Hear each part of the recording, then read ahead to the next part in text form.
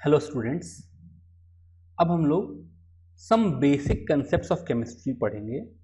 तो अगर हम इस चैप्टर का स्टार्ट देखें तो इट स्टार्ट्स विद कि हमारी लाइफ में केमिस्ट्री क्या इंपॉर्टेंस है, किस तरह से different type of chemical compounds हमारे लाइफ में काम आते हैं और इस तरह की चीज़ें हैं।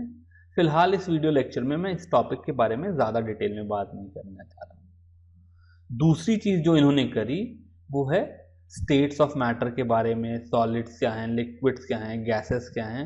एंड आई एज्यूम कि क्लास 11th के लेवल पर आपको सॉलिड लिक्विड गैसेस क्या हैं ये अच्छे से पता है, किस तरीके से सॉलिड हीट देने से लिक्विड में या लिक्विड गैस में कन्वर्ट हो जाते हैं या वाइस वर्सा, कैसे गैस को लिक्विड या लिक्विड को सॉलिड में कन्वर्ट किया जा सकता है। तो ये भी टॉपिक मैं नहीं कवर कर रहा हूँ। तो हम जहाँ से क्लास शुरू करना जा रहे हैं वो बेसिकली मैटर के बारे में है। मैटर में दो तरह की चीज़ें हैं, मिक्सचर्स और प्योर सब्सटेंसेस।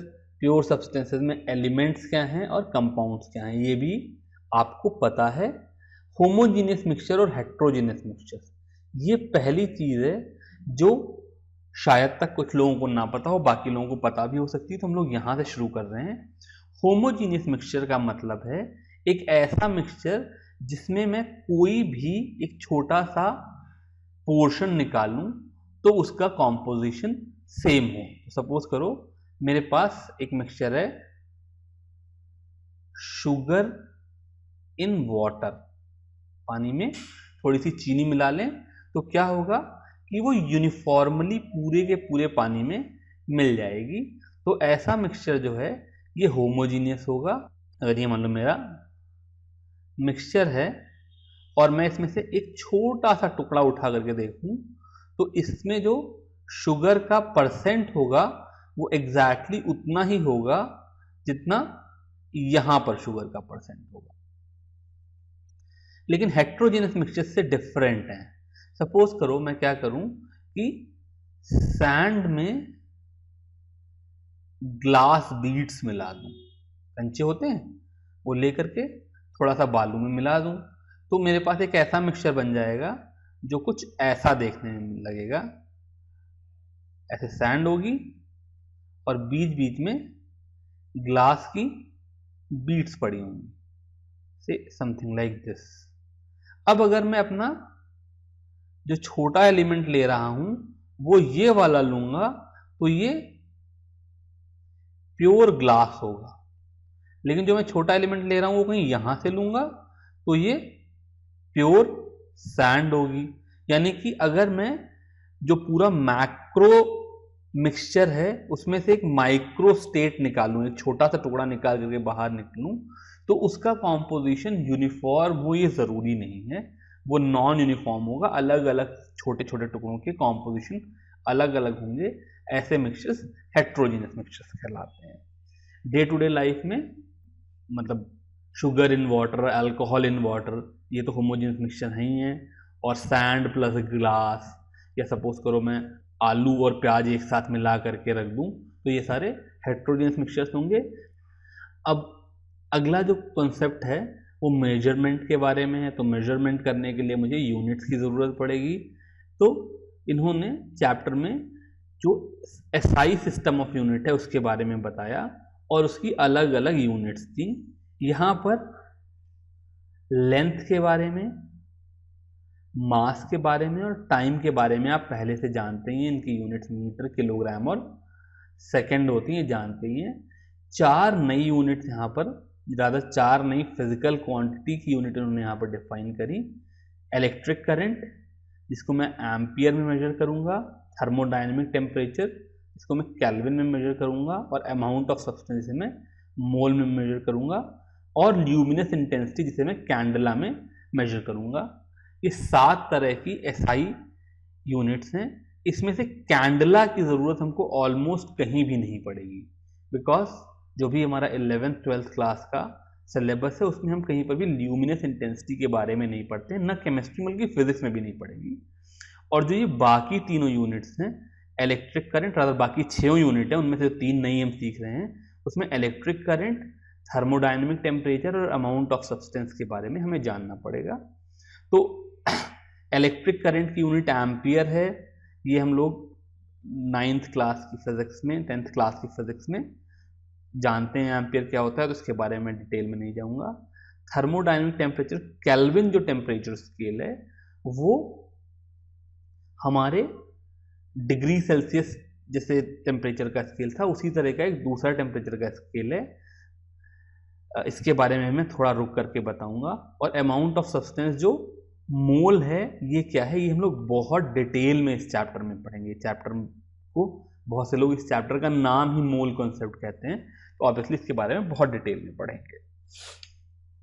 इसके बाद बुक में इन्होंने क्या किया है कि 1 मीटर क्या होता है, 1 किलोग्राम क्या होता है, 1 सेकेंड क्या होता है, 1 एम्पियर क्या होता है, ये अलग अलग यूनिट्स की जो स्टैंडर्ड डेफिनेशन है वो दे रखी हैं।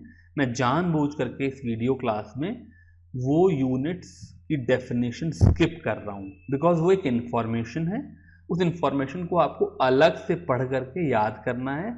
लेकिन अगर मैं वीडियो क्लास में बताना शुरू कर दूँ कि मीटर का मतलब क्या है या किलोग्राम का मतलब क्या है, तो वो क्लास का जो मोमेंटम है उसको ब्रेक करता है, तो हम लोग वो मोमेंटम हमें ब्रेक नहीं कर रहे हैं, इसलिए मैं जानबूझ करके वो स्किप कर दे रहा हूँ। मेरी आप सबसे रिक्वेस्ट है कि आप लोग जाएंगे और उस चीज़ को एनसीईआरटी से पढ़ करके अच्छे से याद कर लेंगे।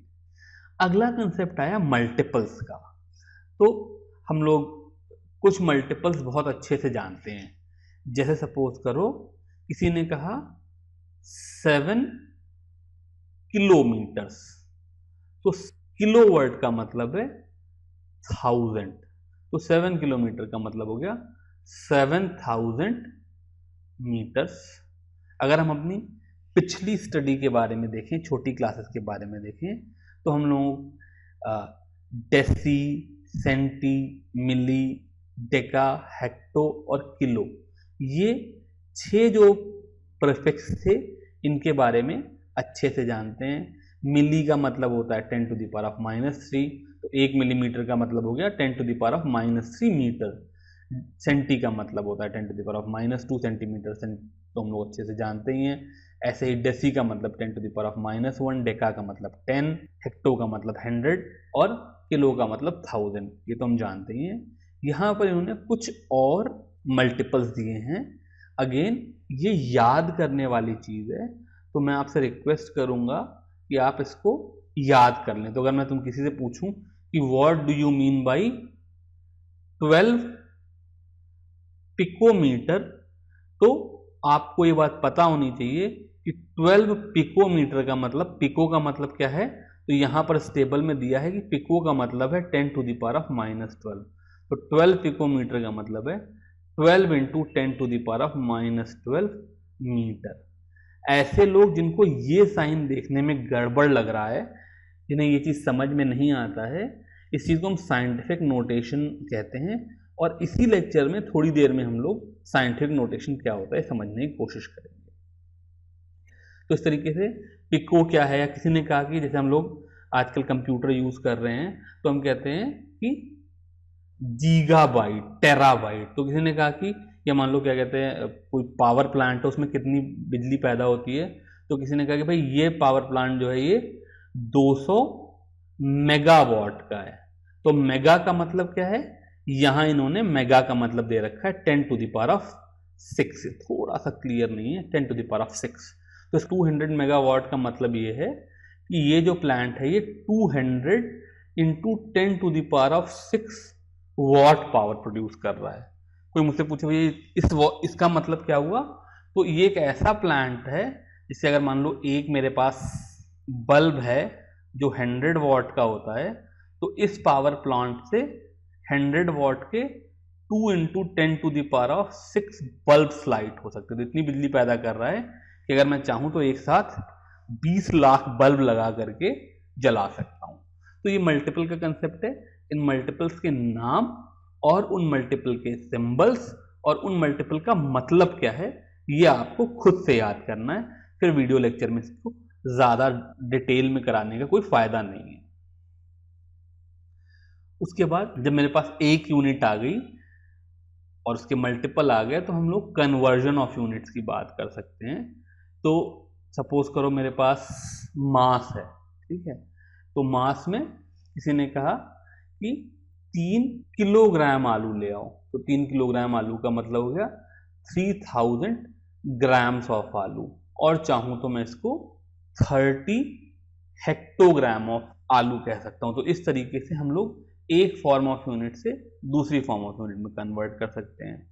ऐसे अगर मैं वॉल्यूम को देखूं तो वॉल्यूम की यूनिट हो जाएगी मीटर क्यूब, लेकिन अगर मैं मीटर क्यूब को चाहूं तो डेसीमीटर क्यूब में कन्वर्ट कर सकता हूं, जिसको हम लीटर भी बोलते हैं। तो 1 metre cube is equal to 1000 decimetre cube, या this is also equal to 10 to the power of 6 centimetre cube, जिसको मैं मिलीलीटर भी बोलता हूं। तो इस तरीके से वॉल्यूम की यूनिट हो गई। फिर डेंसिटी है, तो डेंसिटी इन दोनों मास और वॉल्यूम से रिलेटेड चीज है। डेंसिटी का मतलब क्या होता है? Mass by volume. जब मैं यहां पर कन्वर्जन करूंगा तो मास के लिए अगर मैं किलोग्राम ले लूं और वॉल्यूम के लिए मीटर क्यूब ले लूं, तो जो किलोग्राम पर मीटर क्यूब हो गई ये एसआई यूनिट हो गई। जैसे वाटर की डेंसिटी, अगर कोई मुझसे पूछे वाटर, तो इसकी डेंसिटी 1000 किलोग्राम पर मीटर क्यूब है। पर फिर मैं इनको दूसरी यूनिट्स में एक्सप्रेस कर सकता हूं। जैसे कोई कहे तो वाटर की डेंसिटी 1 किलोग्राम पर डेसीमीटर क्यूब भी है, या वाटर की डेंसिटी कोई कहे तो 1 ग्राम पर सेंटीमीटर क्यूब भी है। ये कन्वर्जन कैसे करने हैं ये हम लोग आगे चल करके अच्छे से देखेंगे। अब यहां पर जब मैं किलोग्राम को ग्राम में, मीटर क्यूब को डेसीमीटर क्यूब में, मिलीलीटर में, किलोग्राम पर मीटर क्यूब को ग्राम पर सेंटीमीटर क्यूब में, इस तरह से कन्वर्ट कर रहा था, तो ये ऐसी यूनिट्स हैं जहां पर खाली यूनिट का साइज छोटा बड़ा होता है। लेकिन एक दूसरी तरह के कन्वर्जन्स आते हैं जैसा टेम्परेचर में आता है। टेम्परेचर में दो यूनिट्स हैं, केल्विन और डिग्री सेल्सियस। अब अगर मैं चेंज इन टेम्परेचर की बात करूं तो 1 kelvin is equal to 1 degree Celsius. Sorry, ऐसे इसका मतलब अगर टेम्परेचर 27 डिग्री सेल्सियस से 28 डिग्री सेल्सियस गया तो वो केल्विन में सेम जो चेंज होगा वो 300.15 केल्विन से 301.15 केल्विन का होगा। यानी कि जो सेल्सियस स्केल है और केल्विन स्केल में है, इसमें अगर मैं यूनिट की वैल्यू देखूं तो वो सेम है, लेकिन ये दोनों यूनिट्स जो हैं इनके जीरो डिफर कर रहे हैं। तो इसलिए मेरा क्या फॉर्मूला बना कि temperature in kelvin is equal to temperature in degree Celsius plus 273.15। तो दो तरह के कन्वर्जन हो सकते हैं। एक तो ऐसे कन्वर्जन जिसमें टेम्परेचर का चेंज सेम रहे लेकिन जो बेस है जिसको मैं जीरो कहता हूं वो वेरी कर जाए, या ऐसे यूनिट्स जिसमें बेस सेम रहे। यहां पर 0 kilogram will always be equal to 0 gram, यानी कि बेस सेम रहे, लेकिन जब मास में 1 किलोग्राम का चेंज होगा तो ग्राम में 1000 ग्राम का चेंज होगा, तो जो यूनिट का साइज है वो अलग अलग हो। ये दो तरह की पॉसिबिलिटीज हैं। एक ऐसी भी पॉसिबिलिटी है यूनिट में जहां पर बेस भी चेंज हो जाए और साइज भी चेंज हो जाए, जैसे टेम्परेचर इन फ़ारेनहाइट स्केल जो होता है वो होता है 9/5 into temperature in degree Celsius plus 32। इसका मतलब अगर मैं टेम्परेचर को 1 डिग्री सेल्सियस चेंज करूं तो फ़ारेनहाइट में ये 9/5 डिग्री फ़ारेनहाइट चेंज होगा। इसका मतलब यूनिट का साइज भी सेम नहीं है। और अगर मैं 0 डिग्री सेल्सियस को देखूं तो ये 32 डिग्री फ़ारेनहाइट है। इसका मतलब दोनों की इनिशियल वैल्यू या बेस वैल्यू भी सेम है। तो इस तरीके से ये दो तरह के यूनिट के कन्वर्जन है और कई बार दोनों एक साथ भी हो सकते हैं। अब हम लोग साइंटिफिक नोटेशन के बारे में सीखेंगे।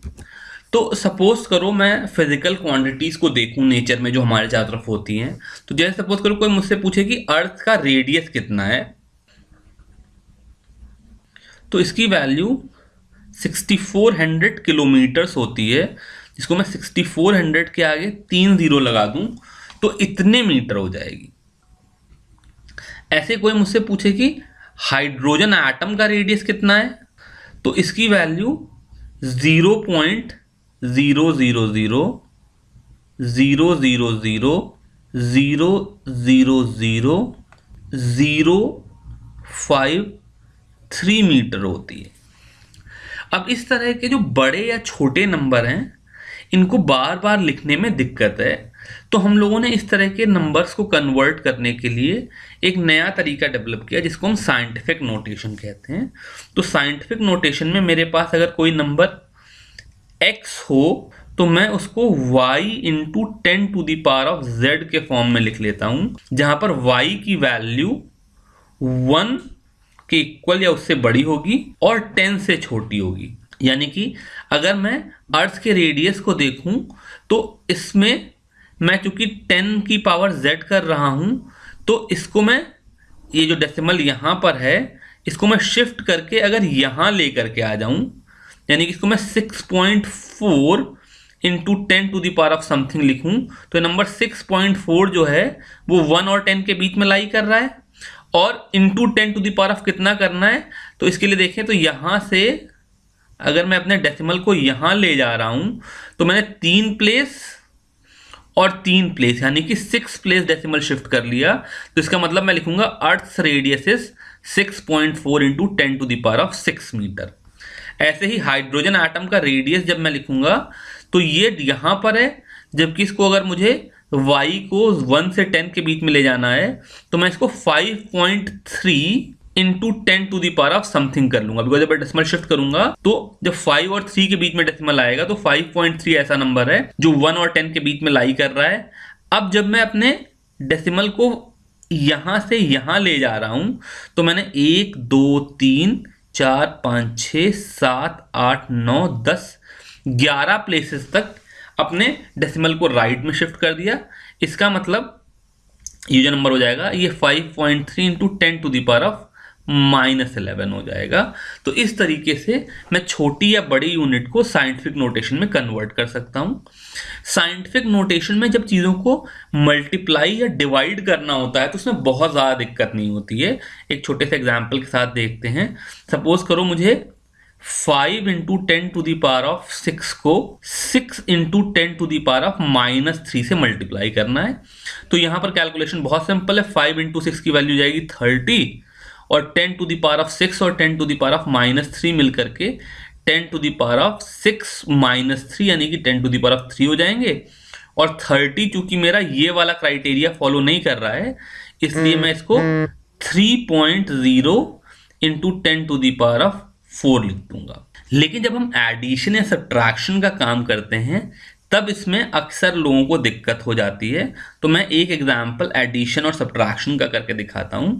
एडिशन सब्ट्रैक्शन में क्या होगा, सपोज करो एग्जांपल लेते हैं, मुझे 6 इंटू 10⁻⁷ में 5 इंटू 10⁻⁶ ऐड करना हो। तो जब भी मुझको इस तरीके से दो नंबर्स को ऐड करना होगा तो मैं ये जो 10⁻⁴ वाले टर्म है इनको आइडेंटिकल कर लूंगा। यानी कि या तो मैं दोनों को 10⁻⁶ कर लूंगा या दोनों को 10⁻⁷ कर लूंगा। तो सपोज करो मैं दोनों को 10⁻⁷ कर लूं तो ये नंबर हो गया 6 इंटू 10⁻⁷ और अगला नंबर हो गया 0.5 इंटू 10⁻⁷। 5 इंटू 10⁻⁶ को मैं 0.5 इंटू 10⁻⁷ कर सकता हूं। अब चूंकि 10⁻⁷ वाले ये दोनों टर्म जो हैं ये इक्वल हो गए तो मैं इनको कॉमन ले लूंगा और मेरे पास बचेगा 6 प्लस 0.5 इंटू 10⁻⁷ और इसकी वैल्यू 6.5 इंटू 10⁻⁷ हो जाएगी। ऐसे ही अगर मान लो मुझे इन दोनों नंबर्स को सब्ट्रैक्ट करना होता, मान लो कोई थोड़ा सा चेंज कर देते हैं। किसी ने कहा 3.1 इंटू 10⁻⁻7 में से 2.1 इंटू 10⁻⁻9 सब्ट्रैक्ट करें, तो मैं इसको लिखूंगा 3.1 इंटू 10⁻⁻7 माइनस ये जो 2.1 इंटू 10⁻⁻9 को जब मैं 10⁻⁻7 बनाना चाहूंगा तो ये वैल्यू हो जाएगा 0.021 इंटू 10⁻⁻7। अब दोनों में 10⁻⁻7 कॉमन आ गया, तो इसको मैं कॉमन ले लूं तो ये नंबर आ जाएगा 3.1 माइनस 0.021 इंटू 10⁻⁻7 और इसकी वैल्यू हो जाएगी 3.079 इंटू 10⁻⁻7। इस तरीके से साइंटिफिक नोटेशन में एडिशन और सब्ट्रैक्शन करने के लिए हम लोग 10 की पावर इक्वल कर लेंगे, उनको कॉमन लेंगे और बची हुई चीजों को ऐड और सब्ट्रैक्ट कर लेंगे। अब हम लोग अनसर्टेनिटी इन मेजरमेंट के बारे में पढ़ेंगे। तो प्रिसिशन क्या है और एक्यूरेसी क्या है, इसकी डेफिनेशन बताने की बजाय मैं इसको इस एग्जाम्पल से समझाने की कोशिश करूंगा। सपोज करो मेरे पास एक बॉल थी जिसका मास 2.00 ग्राम था। अब मैं इस बॉल का मास मेजर करने के लिए ये बॉल 3 अलग अलग स्टूडेंट्स को दी, स्टूडेंट ए को दी, फिर स्टूडेंट बी को दी, फिर स्टूडेंट सी को दी। तो स्टूडेंट ए के पास अपना कोई वेइंग बैलेंस रहा होगा, बी के पास कोई और वेइंग बैलेंस रहा होगा, सी के पास कोई अलग वेइंग बैलेंस रहा होगा। सब लोगों ने 2-2 यूनिट करी। जब स्टूडेंट ए ने मेजरमेंट किए तो पहली बार उसका मेजरमेंट आया 1.95 ग्राम, दूसरी बार आया 1.93 ग्राम और उसने कहा सर इसकी एवरेज वैल्यू 1.94 है। फिर जब बी ने किया तो उसकी पहली रीडिंग आई 1.94, दूसरी आई 2.06 और उसकी एवरेज वैल्यू है 2.00। सी ने किया तो इसकी पहली रीडिंग आई 1.99, दूसरी आई 2.01 और एवरेज आई 2.00। अब अगर मैं इन रीडिंग के टर्म्स में प्रिसिशन एंड एक्यूरेसी को समझने की कोशिश करूं तो मैं यहां पर 2 कॉलम और बना देता हूं। ये प्रिसिशन है, ये एक्यूरेसी है। तो जो स्टूडेंट ए है इसके दोनों रिजल्ट काफी करीब हैं। इसका मतलब जो इसका इक्विपमेंट है वो बहुत ज्यादा वेरिएशन नहीं देता, जो काम करता है वो एग्जैक्टली बार बार सेम से ही रीडिंग देता है। ऐसा जो मेजरमेंट है वो प्रिसाइज है। तो प्रिसिशन जो है वो इसका मतलब है कि वेरिएशन इज स्मॉल। लेकिन इस बॉल का मास था 2 ग्राम और आपने मेजर किया 1.94, तो इसका मतलब ये एक्यूरेट नहीं है। एक्यूरेसी का मतलब है क्लोज टू रियल वैल्यू।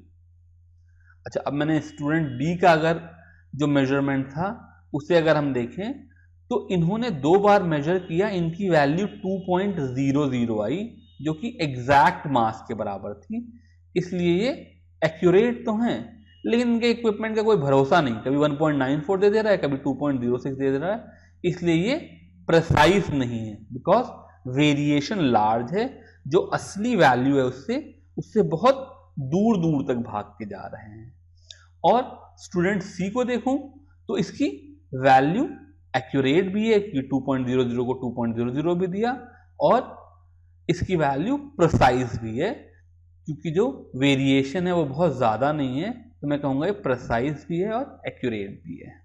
अब एब्सोल्यूट सेंस में प्रिसिशन या एक्यूरेसी की बात करने का कोई मतलब नहीं है। प्रिसिशन और एक्यूरेसी हम हमेशा कंपेयर करके कहते हैं। जैसे इस रीडिंग की बेसिस में कहूंगा कि student A is more precise than student B या student B is more accurate than student A. इस तरह की बातें हम करेंगे। हम कहेंगे कि student C and student A are equally precise या student C and student B are equally accurate. इस तरह से हम लोग बातें करेंगे प्रिसिशन और एक्यूरेसी के बारे में। उनको कंपैरेटिव सेंस में लेकर के चलेंगे रादर देन एब्सोल्यूट सेंस में लेंगे। अब जैसा कि हम अभी मेजरमेंट की बात कर रहे थे, तो जब हम मेजरमेंट करेंगे तो हम कभी भी सर्टेनिटी से किसी चीज का मेजरमेंट नहीं कर सकते। सपोज करो मेरे पास एक मेटल का टुकड़ा है, ये मेरे पास एक मेटल का टुकड़ा, और मुझे इसकी लेंथ निकालनी है।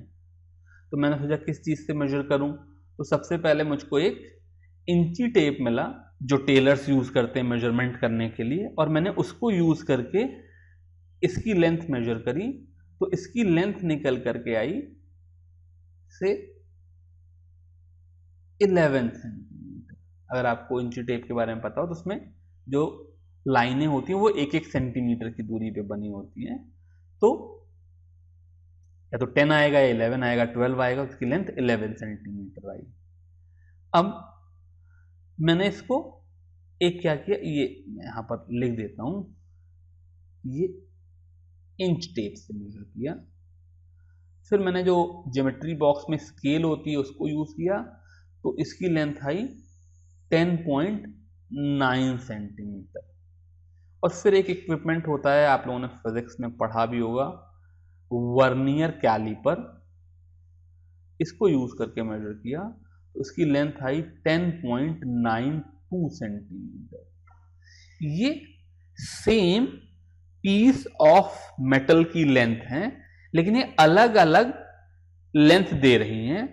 तो मैं कहूंगा कि इन अलग अलग मेजरमेंट्स में जो नंबर ऑफ सिग्निफिकेंट फिगर्स हैं वो डिफरेंट है। टिपिकली जब भी मैं किसी चीज को मेजर करता हूं तो उसमें जो लास्ट डिजिट है वो डाउटफुल होती है, बाकी सारी क्लियर होती है। इसका मतलब अगर 11 सेंटीमीटर मैंने मेजर किया तो जो 10th प्लेस ऑफ सेंटीमीटर अगर वो 1 है तो we can be very sure कि ये जो पीस ऑफ मेटल है इसका जो 10th प्लेस ऑफ सेंटीमीटर है वो 1 ही होगा। अगर यूनिट्स प्लेस 1 है तो we cannot be sure of it, ये 0 भी हो सकता है 1 भी हो सकता है। ठीक है, जैसे जब मैंने स्केल यूज करके अगला मेजरमेंट किया तो ये 10.9 सेंटीमीटर निकला। अब जब मैं 10.9 कह रहा हूं तो इसका मतलब 10 तो मैं श्योर हूं, वो जो 0.9 है उसके बारे में श्योर नहीं हूं। और जब मैं 10.92 कहूंगा तो इसका मतलब मैं 10.9 के बारे में श्योर हूं, 2 के बारे में श्योर नहीं हूं। तो यहां पर मैं कहूंगा कि मेरे पास 2 सिग्निफिकेंट फिगर हैं, यहां पर 3 सिग्निफिकेंट फिगर हैं और यहां पर 4 सिग्निफिकेंट। अब जो हमने पिछले एग्जाम्पल में देखा तो वहां पर हमने बड़े आराम से सिग्निफिकेंट फिगर्स लिख लिए कि अगर सपोज करो 11 सेंटीमीटर है तो 2 सिग्निफिकेंट फिगर कर लिए, 10.9 है तो 3 सेंटीमीटर कर लिए। पर इसके कुछ रूल्स हैं तो उन रूल्स को एक एक करके समझने की कोशिश करते हैं। All non zero digits are significant. जैसे मेरा पीछे 11 सेंटीमीटर था तो मैंने उसमें 2 लिख लिया था। इसी तरीके से सपोज करो कोई मेजरमेंट है किसी का 285 सेंटीमीटर की लेंथ है, तो ये जो मेजरमेंट है 3 फिगर्स तक सिग्निफिकेंट है, इसमें 3 सिग्निफिकेंट फिगर है। ये किसी की वॉल्यूम बताएगी 0.25 ml है तो ये 2 सिग्निफिकेंट प्लेसेस तक सिग्निफिकेंट है, वो 2 और 5 दो नॉन जीरो डिजिट्स हैं। अगला रूल उन्होंने कहा कि 0 preceding to first non zero digit are not significant, यानी कि कोई नंबर है 0.03 तो इसमें ये जो 0 है ये सिग्निफिकेंट नहीं माना जाएगा, खाली एक 3 ही सिग्निफिकेंट माना जाएगा, इसलिए इसमें एक सिग्निफिकेंट फिगर है।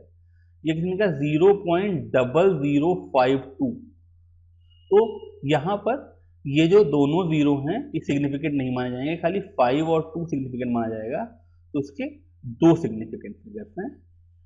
लेकिन 0 between 2 non zero digits are significant, यानी कि जैसे पीछे मेरा जो लेंथ ऑफ पाइप था जब वो 10.9 सेंटीमीटर था तो इसके 3 सिग्निफिकेंट डिजिट मैंने लिख लिए थे, बिकॉज ये जो 0 है ये 1 और 9 के बीच में आ रहा है। कहीं पर 0.0502 होगा तो इसमें भी ये वाला 0 सिग्निफिकेंट नहीं होगा, because this is 0 presiding the first non zero digit है, लेकिन ये वाला 0 सिग्निफिकेंट होगा because it is 0 between 2 non zero digits है, और यहां पर सिग्निफिकेंट डिजिट से 502 3 हो जाएंगे। 0 at the right or end of a number are significant provided they are on the right side of the decimal point. इसका मतलब ये हुआ कि अगर मेरे पास कोई नंबर है से 2.570, तो चूंकि डेसिमल के बाद ये 0 यहां पर लगा है इसलिए सिग्निफिकेंट माना जाएगा और उसमें 4 सिग्निफिकेंट डिजिट मानी जाएंगी। लेकिन अगर यही नंबर 2570 होता तो ये 0 डेसिमल के लेफ्ट हैंड साइड पे है, यहां पर कहीं डेसिमल है, इसके लेफ्ट हैंड साइड पे है, इसलिए इसमें खाली 3 डिजिट ही सिग्निफिकेंट मानी जाती है। नेक्स्ट पॉइंट है counting number of objects have infinite significant figure. तो जैसे मैं कहूं कि मेरे पास 3 पेन है, तो मैं कहूं मेरे पास 3 पेन है, तो यहां कोई अनसर्टेनिटी नहीं है। इसका मतलब ये नहीं कि शायद 3.0 हो या 2.99 हो, ऐसी कोई बात नहीं है। 3 पेन का मतलब एग्जैक्टली 3 ही पेन है, इसलिए हम यहां पर मानेंगे कि जो 3 फिगर है इसमें इनफाइनाइट सिग्निफिकेंट फिगर है। अब हम देखते हैं कि हम किस तरीके से सिग्निफिकेंट फिगर्स को लेकर के एडिशन और सब्ट्रैक्शन करते हैं। इसे मैं एक लाइव एग्जांपल के थ्रू लेकर के समझाने की कोशिश करूंगा। सपोज करो 3 शहर हैं ए, बी और सी। किसी ने मुझे बताया कि ए से बी की दूरी 157 किलोमीटर है और बी से सी की दूरी 23.1 किलोमीटर है। तो क्वेश्चन है AC की वैल्यू कितनी है। तो अगर हम नॉर्मल मैथमेटिक्स लगाएं तो हम कहते हैं AC की वैल्यू हो जाएगी 157 प्लस 23.1 इज इक्वल टू, ये हो जाएगा 180.1। इस तरीके से हम लोग ऐड कर लेंगे। लेकिन यहां पर एक गड़बड़ हो गई। जब आपने ये पहला वाला डिस्टेंस मेजर किया 157 किलोमीटर, तो ये 3 सिग्निफिकेंट फिगर में है। इसका मतलब आपको ये तो श्योर है कि जो 100th प्लेस पे नंबर है ये 100 किलोमीटर का है, 1 है। फिर 10th प्लेस पे जो 5 है ये 50 किलोमीटर, ये भी यू आर श्योर। पर जो 7 है दिस इज अनसर्टेन। इसका मतलब 157 का मतलब ये 156.8 भी हो सकता है, ये 157.2 भी हो सकता है, बिकॉज आपने जो भी मेजरमेंट का तरीका लिया वो खाली लास्ट किलोमीटर तक ही रीडिंग दे सकता था। किलोमीटर की जो अगली डिजिट है 100 मीटर वाली, उसके बारे में आपको कोई इंफॉर्मेशन ही नहीं थी। तो चूंकि आप यहां पर इस फिगर के बारे में श्योर नहीं है, तो इसमें आप जब 0.1 ऐड करेंगे तो जो 180.1 वाला नंबर है आप इसके बारे में भी श्योर नहीं है।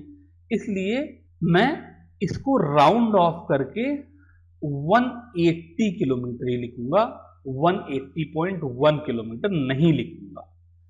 इसका मतलब ये हुआ कि जब भी एडिशन और सब्ट्रैक्शन हो रहा है, उनमें मैं जो भी नंबर एडिशन या सब्ट्रैक्शन कर रहा हूं, उनमें जिस डेसिमल पॉइंट के आगे की डिजिट्स किसी एक नंबर में क्लियर नहीं है, अनसर्टेन है, उन डेसिमल पॉइंट्स को हम लोग ड्रॉप कर देंगे।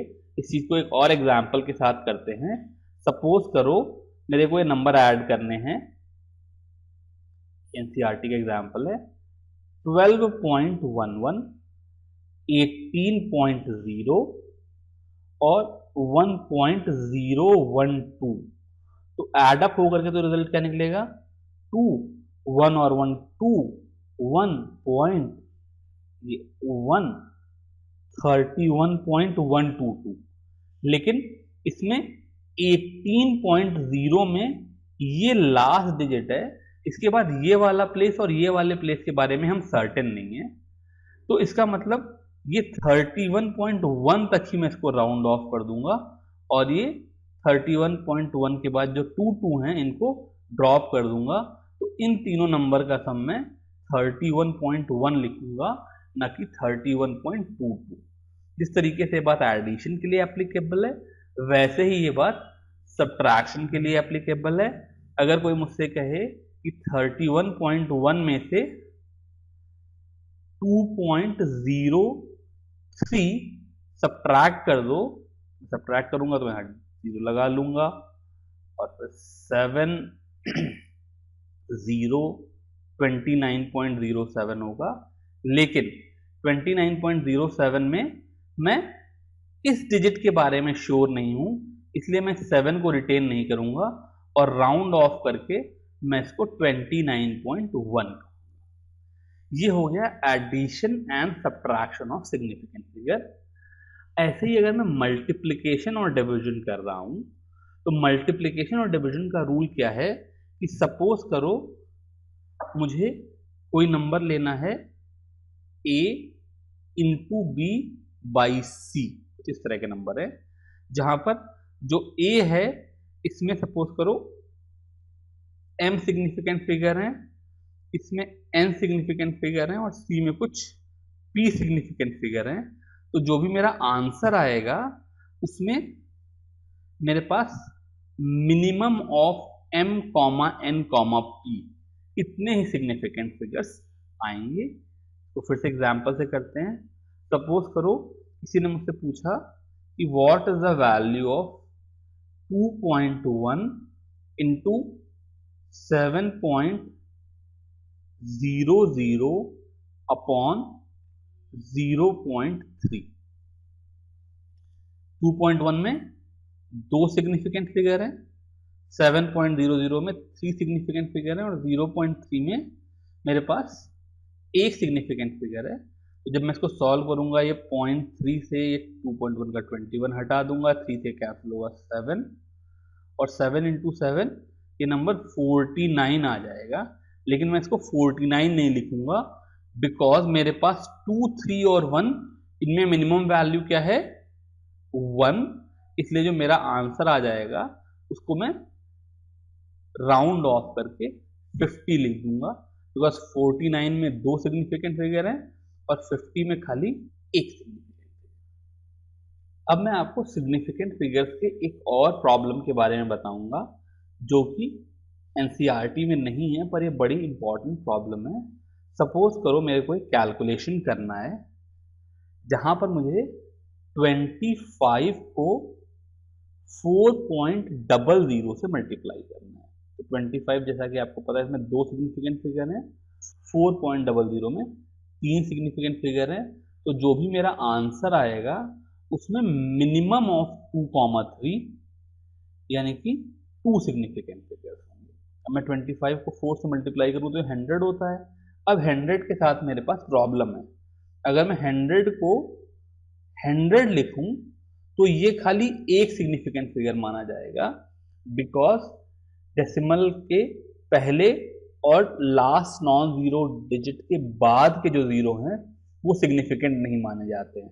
तो ये जो 1 के बाद के दोनों जीरो हैं ये नॉन सिग्निफिकेंट हो गए, तो खाली एक 1 ही सिग्निफिकेंट नंबर है। तो 100 ऐसे लिखने में एक ही सिग्निफिकेंट फिगर है।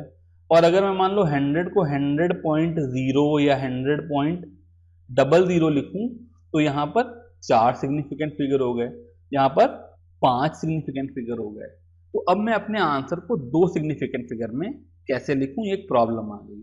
तो जहां पर भी मैं अपने आंसर को required number of significant figures में नहीं लिख पा रहा हूं, जैसे मैं 100 को 2 सिग्निफिकेंट फिगर्स में डायरेक्टली नहीं लिख पा रहा हूं, मैं अपने आंसर को साइंटिफिक नोटेशन में कन्वर्ट कर लूंगा। इसका मतलब मैं क्या करूंगा, मैं 100 को 1.0 into 10 to the power of 2 कर लूंगा। अब जब आप साइंटिफिक नोटेशन में कन्वर्ट कर रहे हैं तो 1 into 10 to the power of 2 भी 100 है लेकिन with 1 significant figure. 1.0 into 10 to the power of 2 भी 100 है लेकिन with 2 significant figure. 1.00 into 10 to the power of 2 भी 100 है बट विथ 3 सिग्निफिकेंट फिगर। तो साइंटिफिक नोटेशन में कन्वर्ट करके हम इस प्रॉब्लम को ओवरकम कर सकते हैं और जितने सिग्निफिकेंट फिगर में लिखना चाहें उतने सिग्निफिकेंट फिगर्स में लिख सकते हैं। अगला कंसेप्ट है राउंडिंग ऑफ का। आई सपोज कि आपको पहले से ही पता होगा पर फिर भी मैं एक बार रिवाइज करा देता हूं। सपोज करो मेरे पास कोई नंबर है 2.34581। अब किसी ने कहा कि इसे डेसिमल के 1 प्लेस तक राउंड ऑफ करो, तो 2.3 के बाद अगली डिजिट 4 है। अगर ये डिजिट लेस देन 5 है तो 2.3 विल रिमेन 2.3। यहां पर मैं एज सच इसको राउंड ऑफ कर दूंगा, आगे का जो 4, 5, 8, 9, 1 है उसको ड्रॉप कर दूंगा। अगर कोई मुझसे ये कहे कि 2.345891 को 4 प्लेसेस ऑफ डेसिमल तक राउंड ऑफ करो, तो 8 के बाद अगली फिगर 9 है जो कि ग्रेटर देन 5 है। तो जब मैं राउंडिंग ऑफ करूंगा तो मैं इस 8 में +1 कर लूंगा और मैं इसको 2.3459 लिख दूंगा। तो इसका मतलब जो नेक्स्ट डिजिट है अगर वो लेस देन 5 है तो एज सच आगे की चीजें ड्रॉप कर दूंगा। अगर नेक्स्ट डिजिट मोर देन 5 है तो जो लास्ट डिजिट है जहां तक राउंड ऑफ करना है उसमें एक ऐड करके आगे की चीजें ड्रॉप कर देंगे। ये तो सिंपल सा कंसेप्ट है। सपोज करो अब किसी ने कहा कि 2.345891 को 2 प्लेसेस ऑफ डेसिमल तक राउंड ऑफ करो, तो यहां पर लास्ट डिजिट 5 है। अब 5 के लिए एक स्पेशल केस आया, अगर 5 से पहले वाली डिजिट प्रीवियस डिजिट 4 ये अगर इवन है तो मैं इसको एज सच ड्रॉप कर दूंगा और 2.345891 को मैं राउंड ऑफ करके 2.34 लिखूंगा। लेकिन अगर यही नंबर 2.3758 होता और मुझे 2 प्लेसेस ऑफ डेसिमल तक इसको राउंड ऑफ करना होता, तो जो 5 से पहले वाली डिजिट है ये ऑड हो गई, और जब ये डिजिट ऑड होती है तो मैं इसको ड्रॉप करता हूं और 7 में +1 कर लेता हूं और इसको मैं 2.38 करता हूं। तो इन तीनों चीजों को मैं समराइज करूं तो जहां तक राउंड करना है उसके आगे की डिजिट 5 है तो 2 केसेस बनेंगे। अगर 5 से पहले वाली डिजिट इवन है तो एज सच ड्रॉप कर देंगे, अगर वो ऑड है तो एक ऐड करके आगे की चीजें ड्रॉप कर देंगे। अगला कंसेप्ट डायमेंशनल एनालिसिस का है। यहाँ पर हम लोग एक फॉर्म ऑफ यूनिट को दूसरे फॉर्म ऑफ यूनिट में कन्वर्ट करना सीखेंगे। वो लोग जिनके यूनिटरी मेथड स्ट्रांग है उनको इसमें कोई दिक्कत नहीं होगी। ऐसे लोग जो जिनका यूनिटरी मेथड गड़बड़ है उनको इसको ध्यान से समझना भी और वो ये भी समझने कि उनको अपना यूनिटरी मेथड ठीक करना होगा, बिकॉज बगैर यूनिटरी मेथड को ठीक किए हुए इन जनरल मतलब साइंस में, केमिस्ट्री में, फिजिक्स में सब जगह ही दिक्कत आती रहेगी। तो ये प्रॉब्लम कह रहा है कि a piece of metal is 3 inch long, what is length in centimetre. तो यहां पर जो लेंथ है इसकी वैल्यू है 3 इंच, जिसे मैं IN से डिनोट करता हूं। अब मैं एक कन्वर्जन फैक्टर लगाऊंगा। मुझे पता है 1 inch is equal to 2.54 centimetre. इसका मतलब अगर हम देखें तो मैं ये कह सकता हूं कि 2.54 centimetre by 1 inch is equal to 1। तो मैं इस नंबर को 2.54 सेंटीमीटर बाई 1 इंच से मल्टीप्लाई कर दूंगा। तो ये इंच से इंच कैंसिल हो गया और ये नंबर हो गया 3 into 2.54, which will be equal to 2 carry 1 5 15 16 6 carry 1 7.62 centimetre. तो इस पूरे प्रोसेस को समराइज करना चाहूं तो टिपिकली अगर सपोज करो मेरे पास कोई फिजिकल क्वांटिटी है जिसका मेजरमेंट कोई नंबर इनटू कोई यूनिट ए है जिससे मुझको यूनिट बी में कन्वर्ट करना है, तो मैं इसको 1 से मल्टीप्लाई करूंगा और 1 की जगह पर इनका कोई कन्वर्जन फैक्टर होगा। सपोज करो ऐसा होगा कि x a is equal to y b, तो यहां से 1 is equal to y b upon x से ले लूंगा। इस तरीके से 1 बनाऊंगा कि ए मेरा डिनोमिनेटर में आ जाए। तो whatever this number into A है इसको Y B by X, A से जब मैं मल्टीप्लाई करूंगा तो ए से ए कैंसिल हो जाएगा और ये नया number this thing into Y by X B हो जाएगा। और एग्जाम्पल्स ऐसे ही करते हैं। A jug contains 2 litre of milk, calculate the volume of milk in metre cube.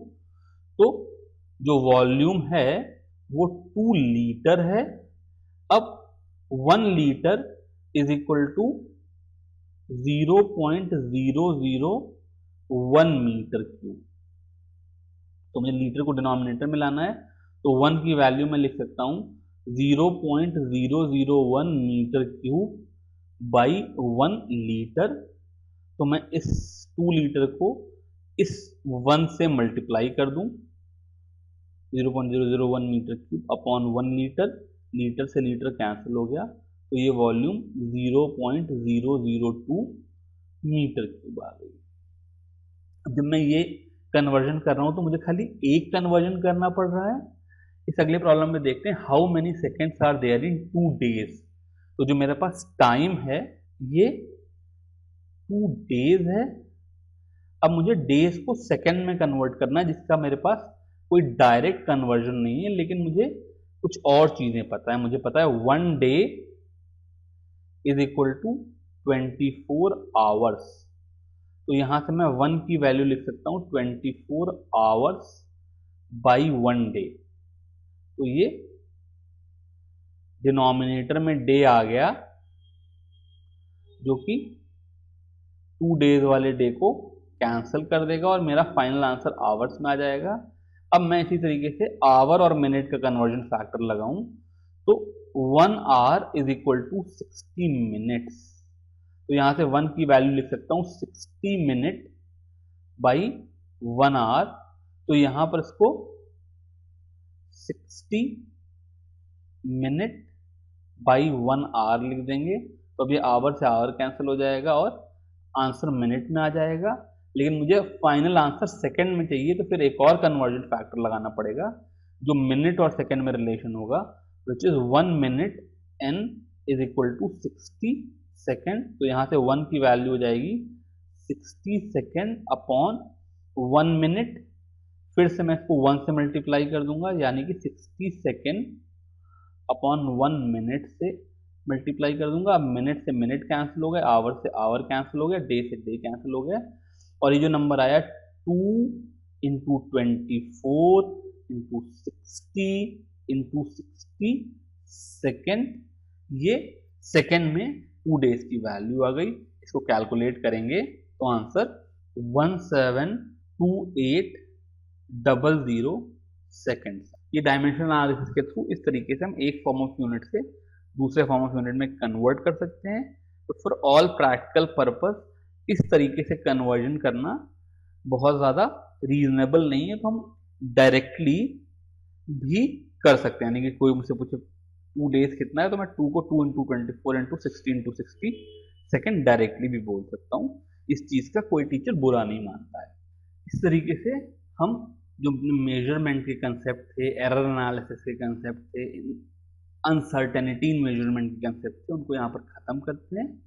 अगले सेक्शन में हम लोग बेसिक केमिकल लॉज और उसके बेसिस पे किस तरीके से डाल्टन ने एटॉमिक थ्योरी निकाली उसके बारे में पढ़ेंगे। Thank you.